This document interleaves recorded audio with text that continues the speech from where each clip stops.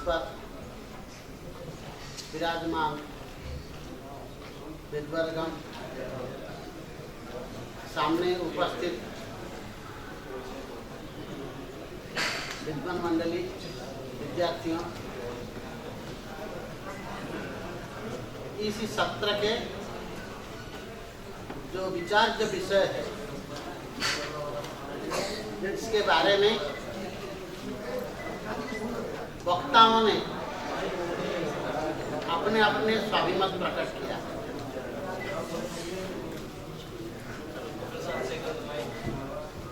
विशिष्ट अतिथि के रूप में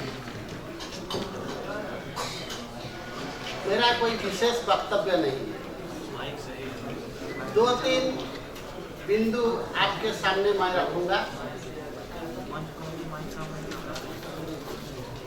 हमारे जो अष्टादश विद्याएं हैं, अष्टादश विद्या में 14 विद्या को धर्मस्थान कहते हैं और 4 उपवेदों को विद्यास्थान कहते हैं। विद्यास्थान के रूप में सभी वर्णों का उसमें अधिकार आता है और धर्मशास्त्र होने के कारण, धर्म स्थान होने के कारण वर्ण व्यवस्था यहाँ अत्यंत जरूरी है। इसीलिए याज्ञवल्क्य स्मृति में और विष्णु पुराण न्याय मीमांसा धर्मशास्त्रांग मिश्रिता वेदास्थानानि विद्यानां धर्मस्य चतुर्दश ऐसे कहा है। और अंगानि वेदा चत्वारो मीमांसा न्याय विस्तर धर्मशास्त्र पुराणम च विद्या हेता चतुर्दश। इस प्रकार जो व्यवस्था हुई है इनमें उपवेद का एक विशेष विषय है। उपवेदों में आयुर्वेद एक उपवेद है। आयुर्वेद में कितने वैज्ञानिक तथ्य हमारे लिए हैं। देखिए, हम जो अन्न खाते हैं सुश्रुत संहिता के अनुसार अन्न रस के रूप में परिणत होते हैं।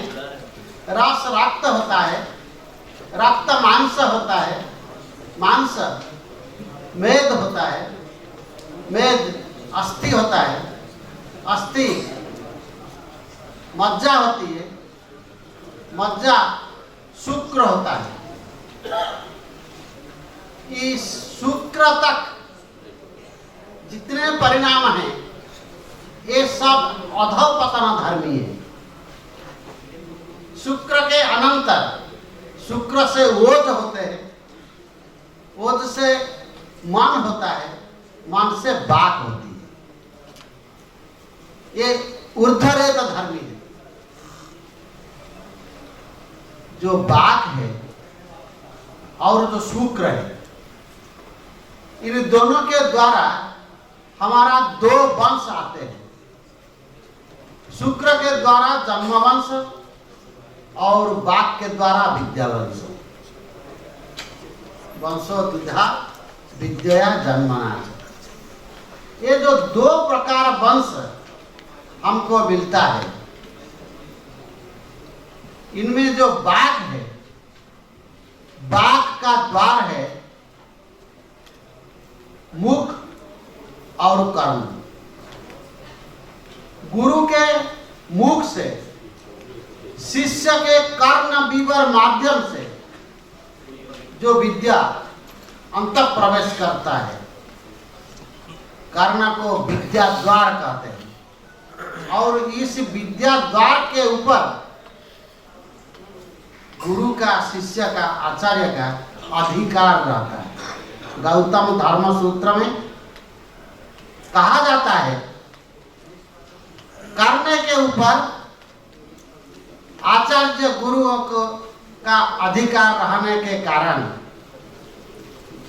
कर्णमोटन रूपक कर्म द्वारा शिष्य का शासन होता है और मुख के माध्यम से पौरुष वाक्य का प्रयोग होता है। इसको पौरुष वाक्य कहते हैं। नीति शास्त्र में और नीति शतक में भर्तृहरि ने कहा है, गिरभिर गुरुणां परुषाक्षराभि तिरस्कृता जानति नरा महत्वम अलब्ध साणवत कसना नृपाणां नजातु मौलव मणयो वसन्ति। इस प्रकार मुख और कर्म ये दो हमारे विद्या चर्चा के लिए आयुर्वेद में विज्ञान का विचार होता है। शुक्ल यजुर्वेद में वात्सल्य संहिता में कहा है, हमारे परिवार में जितने सदस्य होते हैं सभी के लिए पाक क्रिया करनी चाहिए। केवल आघो भवति केवल आदि, जो केवल आघो भवति केवल आदि जो अपने लिए खाद्य प्रस्तुत करता है, परिवार में जितने सदस्य होने पर भी वो पापी है। इस विज्ञान को आधार करके मनुसंहित स्मृति में कहा है, अघम स केवलम भूते जह पचत्यात्मकार।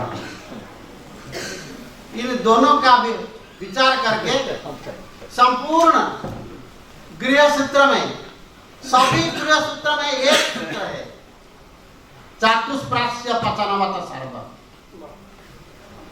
चारों लोगों के लिए पाक करना चाहिए।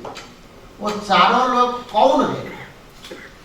किसी भाष्यकार ने, किसी टीकाकार ने उनका परिचय नहीं दिया।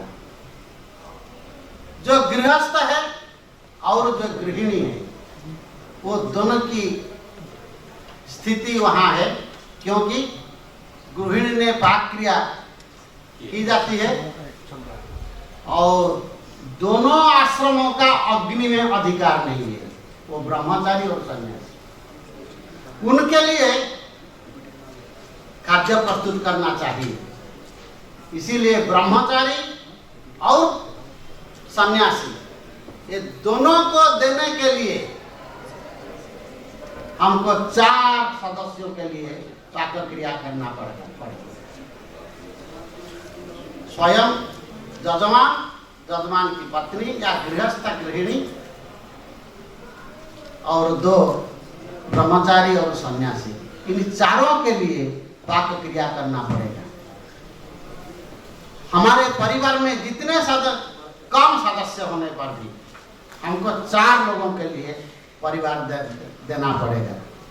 ये जो वैदिक व्यवस्था है, इसी का जो स्मार्त रूपांतर हुआ है, इसका एक समाज विज्ञान में एक महत्वपूर्ण गुरुत्व है।